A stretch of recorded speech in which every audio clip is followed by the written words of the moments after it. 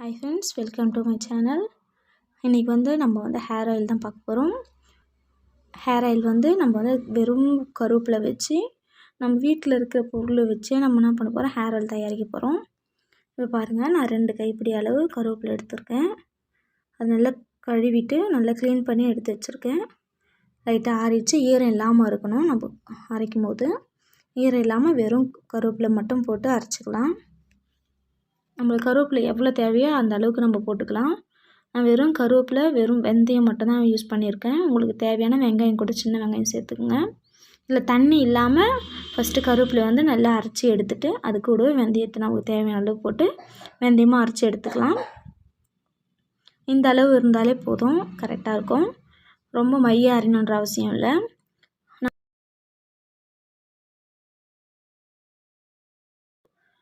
பெரிய பாட்டில் எடுத்திருக்கேன், விவிடி. உங்களுக்கு எந்த செக்கில் ஆட்டின எண்ணெய் இருந்தாலும் பரவாயில்ல, இதுவாக இருந்தாலும் பரவாயில்ல, நீங்கள் எடுத்துங்க.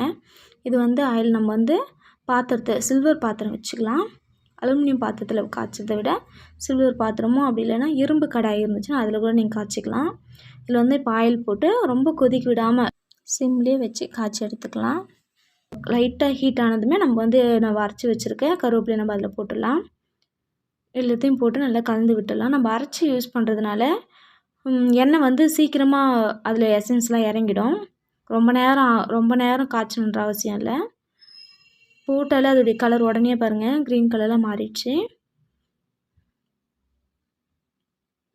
இப்போ நல்லா சிம்லேயே வச்சு நல்லா காய்ச்சி எடுத்துக்கலாம். அதோடைய கலரெல்லாம் மாறிடும். அந்த க்ரீன் கலர்லாம் மாறி அப்படியே ப்ரௌனிஷாக வரும். அந்த டைமில் நம்ம வந்து ஆஃப் பண்ணிடலாம்.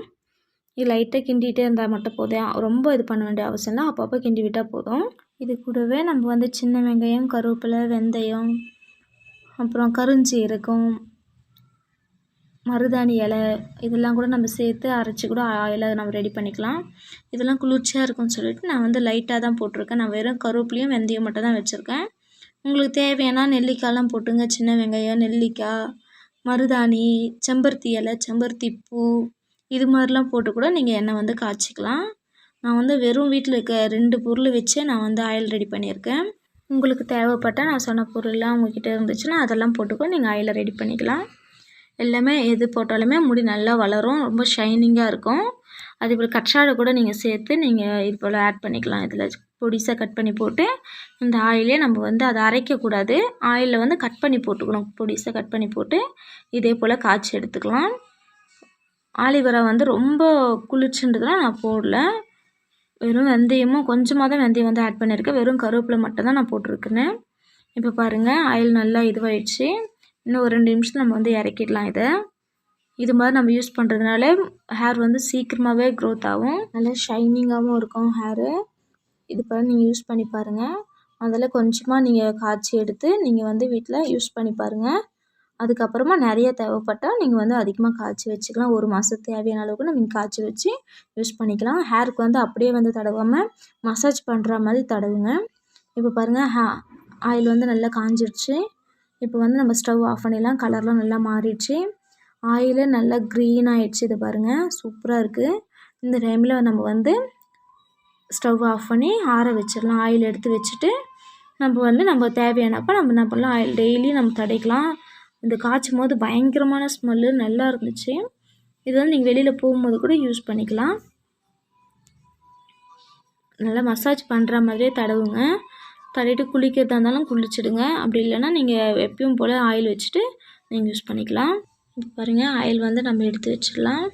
நல்லா ஆற வச்சு நம்ம ஒரு பாட்டிலில் வந்து இதை மாற்றி ஸ்டோர் பண்ணி வச்சுக்கலாம். நமக்கு தேவையானப்போ நம்ம யூஸ் பண்ணுங்கள். சின்ன பிள்ளைங்கள்லேருந்து பெரியவங்க வரைக்கும் யாருனாலும் யூஸ் பண்ணலாம். முடி வந்து சீக்கிரமாக வளரும். நீங்கள் வந்து இதை ட்ரை பண்ணி பாருங்கள்.